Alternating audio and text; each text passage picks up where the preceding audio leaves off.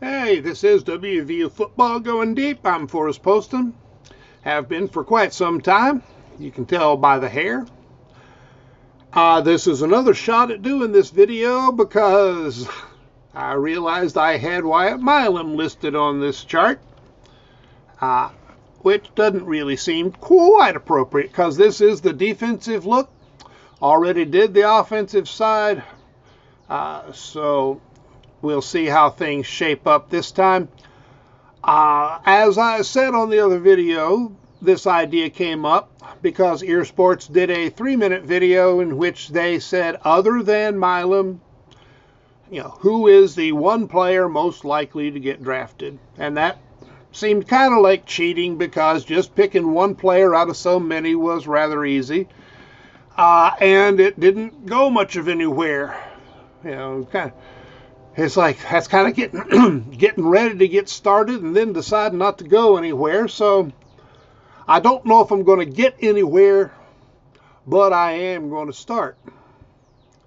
Before I start, I do want to give you that whole routine of please subscribe to the channel. Please click the thumbs up button, the subscription bell, click the share button, make comments, and tell your friends when you see them. All of that does help feed the algorithm to get this video shown to more people. And I think it's a pretty good bet that sometime in the future, algorithm is going to be considered profanity.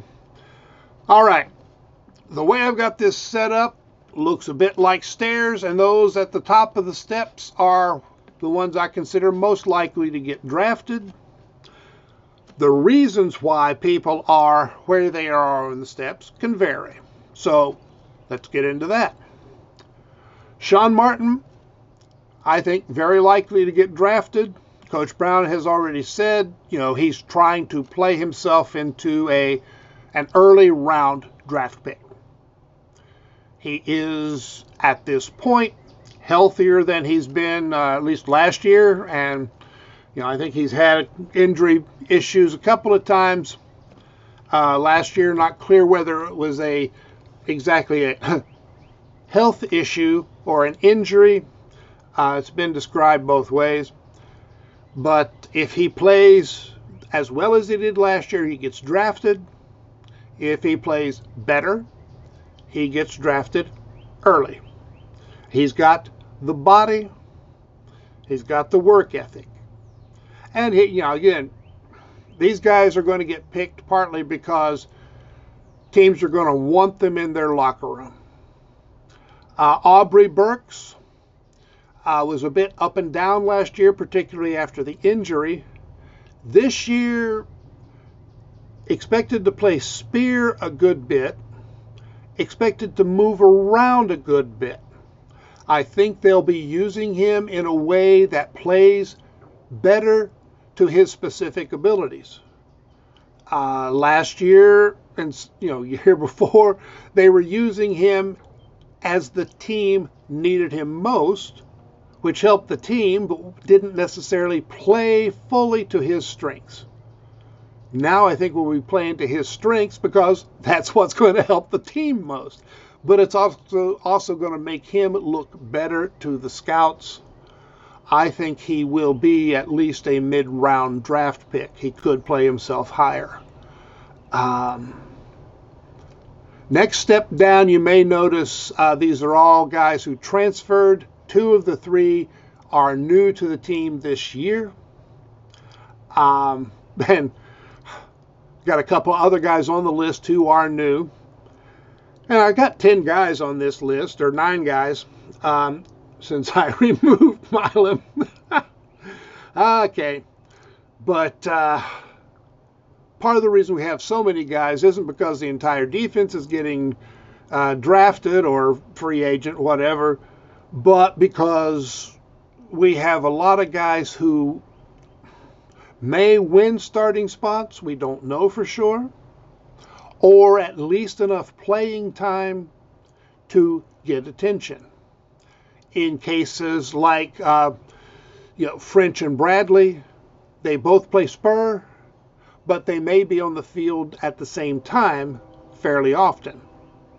So we end up with more than 11 players who will be playing as if they were starters, whether they start a given game or not. All right, having said that, French, according to Fabianich, French could have gone into the draft successfully last year. I think that suggests he should get drafted this year. But we haven't seen him, so I don't have him up at the first level. If he plays anywhere near expectations, he'll get drafted. Exactly what position, how he'll help a team, have to wait and see. It'll depend partly on how much muscle he puts on this year. Bradley is that mystery and hope. We saw something in the bowl game and the last part of the season that could be really special. A guy with that size, speed, and mobility. Again, don't know exactly where he'd get used by an NFL team, but really, I think a good chance, a decent chance of getting drafted, very good chance of a free agent contract and sticking with a team sooner or later. But it does depend on him building on the end of last season. Jackson, very similar to French. He seems to have all of the ability that he needs. We haven't seen it yet at the Power 4 level or West Virginia. So how well he makes that transition in 1 year depends, will decide whether he gets drafted, probably late-ish round, or a free agent contract. But I think he's got a very decent shot. Now in the next group, I've got Hollis first, no particular reason. Again, we don't know that much about him because we haven't seen him. Hollis and Tarnu are both traveling Bishop Road, and we'll see how well they do it. They have some of the measurables that Bishop did not have. Tarnu seems to track the ball in the air the way Bishop did, which was one of his strong points. Hollis, I really haven't watched film on, so I'm not sure. Wasn't that impressive in the spring game, but that's probably insignificant. I left Fagan off of the list, but again, Fagan is just a crapshoot. Pretend he's on the list, sitting there beside Tarnu, because they are in the same position. It is a question of how fast can WVU get them coached up. Now, Bishop came in, worked his butt off, and really bought into the program. Beanie Bishop became a mountaineer, and not just in name. Hollis, Tarnu, and I think Fagan is also a one-year player. I'd have to double check that. But how well they do in the program probably depends on how much they buy in. Hollis, we know, has a work ethic because he was on campus spring break working out. Didn't have to. All the other players were gone, but he came in early, got to work. Tarnu didn't have that same opportunity, of course, or neither with Fagan, but we'll see how they do. With guys like that coming in, late in their career, you have to just say free agent is possible.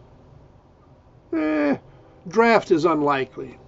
But any of them could show something similar to what Bishop did. And that gives them a chance. Now, last group I have Vesterinen and Wilson. And I know some people are going, Wilson's too short. Well, last year he was showing a lot. Had that time to get used to the system, and it is harder at safety. Safeties have a lot more responsibilities than a corner. Again, not Dish and Bishop. Obviously, he came in, did great. Wilson took a little longer, but he was playing very well at the end of the season. Now we see what he does with a year in the program. Does somebody, take his spot? I mean, it's possible, but indications are Wilson will be the starter. He's a hard hitter. Coverage skills, uncertain, but we'll see. He wasn't asked to do that before he got to West Virginia. So if he improves those with a year of work, free agent at least. Hard-hitting safeties are a popular thing. Vesterinen has always been steady Eddie. That does not get you a lot of media attention. If he, steps up his game a little bit more, and he has been getting progressively better, he will at least get a free agent shot. I don't think it is out of question that everybody on this list is either drafted or signed as a free agent. I'd say a minimum of 3 get drafted. I'd say 5 or 6 have a good shot at getting drafted. Mulba was splitting time last year. He'll be the guy this year. And again, he was playing well at the end of the year. If he picks up from there and builds on it, free agent is minimum. I don't know how many guys, everybody's been talking before, Neil Brown doesn't get players into the NFL. And of course, main reason for that was because the guys that he was recruiting hadn't graduated yet. Now we've got his guys graduating. They're getting drafted. They're getting free agent deals. Last year was really the beginning. Not we 1 draft, 2 free agent deals. I think this year we could see at least 6 total players drafted. As many as 10. And we could see a whole bundle of free agent signings. How many stick with a team? Gotta wait and see. And I said this on the offense video. The main thing is that we're losing a bunch of very talented players. Some who will only be here for 1 year, but we're losing a bunch. But we have guys behind them. If they're not quite ready to step in this year, they will be ready in 2025. There is nobody on this list that's all crap. When he goes, we got nothing. We have guys who are just as good or better. Imagine that. A team that reloads each year because they have drafted or recruited well. And of course, drafting well helps recruiting. But and they've been using the portal well the last couple of years. And obviously, hiring Drew Fabianich has helped a bunch. And we're going to see that, because we're going to see fewer and fewer misses in the recruiting, whether it's high school or the portal. And we're going to see the quality of the gets go up. It's too early really to say, but I think we are getting more real attention from 4-stars this year. And that's a good thing. Doesn't mean we're going to sign anywhere near all of the ones that we are recruiting, but we're staying on the lists for these guys longer. And over time, that means more of them are going to pick West Virginia. And since one of the things they recruit for is loyalty, and another is fit, if you get these guys here, they are more likely to stay.